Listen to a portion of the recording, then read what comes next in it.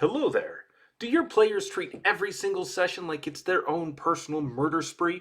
Are those murder hobos just getting a bit too murdery? Well then, come on down to Wacky Jordan's incredible trap store, where we have traps to match with every single DM and meet your particular needs. No players will go unscathed, no characters will remain alive. Just come on back down to Wacky Jordan's incredible trap store.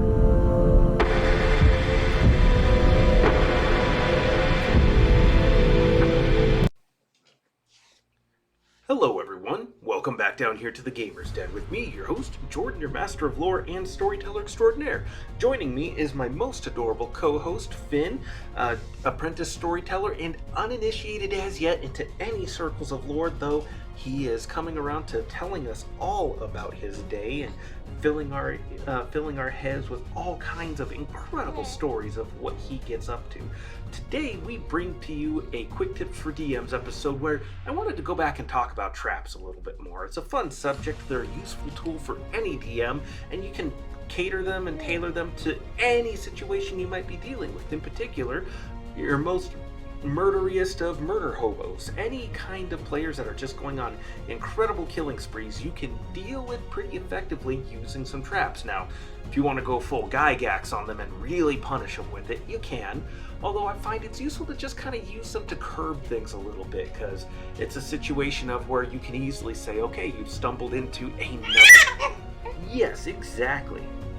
You have stumbled into another trap. You know, this is the kind of thing where if you were able, and it's the kind of thing where, you don't know where they are, clearly, and you're not checking for them, so, maybe there's ways you can figure this information out, Granted, you probably wouldn't approach it in so heavy-handed a manner, but you can definitely say something like, be useful if you guys had a way to figure out where these were at and, get them thinking, hey, well, we don't know where they're at and we're not doing so great with our skill checks, but maybe we can capture one of the NPCs in the area. We can interrogate them, ask them about where these traps are at so that we're not constantly getting ourselves caught in these things and just taking this incredible damage. Maybe that could be a useful way. Now, is that the biggest leap from being a player who goes full exterminator mode on every NPC they come across? No, it's not the biggest leap to go towards interrogation from just butchering everything in your path. But it's a start, and it is a more social kind of oriented interaction. They're at least asking questions now before they do all the killing.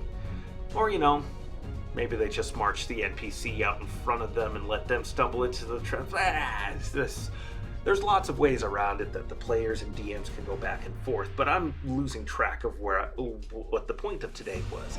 Today I wanted to talk about a particular trap that I've used off and on. It doesn't come up all the time, but it's based off of the Pathfinder Blue Dragon's ability to create or destroy water at will. And in addition to being able to destroy water, they're able to destroy potions.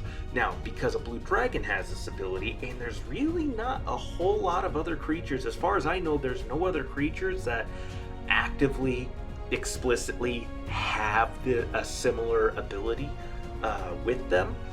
If there is, it's just something I've missed or just haven't found before. But point is, it's a rare ability, but it is an ability, and if it's an ability, it could, in theory, be replicable. It could be copied by somebody else, especially since it functions like the Create Water spell.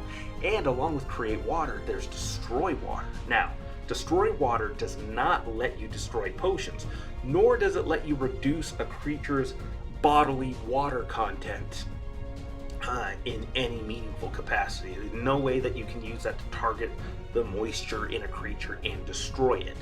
But that doesn't mean you can't homebrew something based off of this. Now, what I imagine for this, especially since it is such a unique and rare ability that is explicitly found with blue dragons, this would be something that you could use not only as a unique trap to start attacking the player's resources, ruining any potions that they might have on hand, but you can also use this as a little bit of storytelling for the area as an early clue and indicator.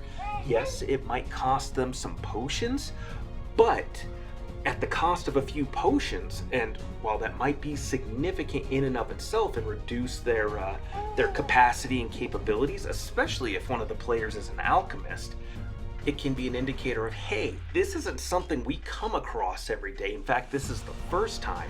This seems pretty unique.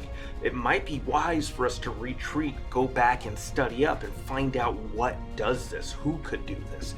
And their studies, given this particular clue, could very well lead them to researching and reading about blue dragons. And not only that, it's like, okay, so this is something that blue dragons do, but we don't have any indications other than this that there are blue dragons in the area. These are people we've been following, but you know what?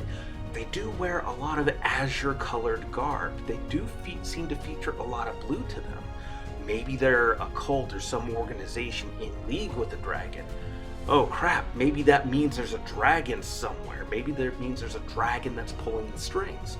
So, it's a nice way of dropping a hint while still presenting the players with a unique challenge that gets them ready for a future fight, and also is something that you can still attack them with later, because players are going to want to be able to make use of potions. They're going to want to have that resource on hand, so they'll have to come up with countermeasures, ways of protecting against it.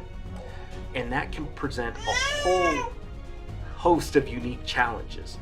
But what do you think? Go on down to the comments below and let me know your thoughts. Did you like today's video? Did you dislike it? Do you want to see more of Wacky Jordan's incredible trap emporium and tailor things to your specific needs? Go on down to the comments below and let me know your thoughts. And remember, if you're new here to the channel, go on down there, hit the subscribe button, and become a regular member here at the Gamers Den. But with all that said, I've been your host, Jordan, your master of lore and storyteller extraordinaire. That has been Finnegan, apprentice storyteller and uninitiated as yet into any circles of lore. We thank you all so very much for your time, and you all have yourselves a good night.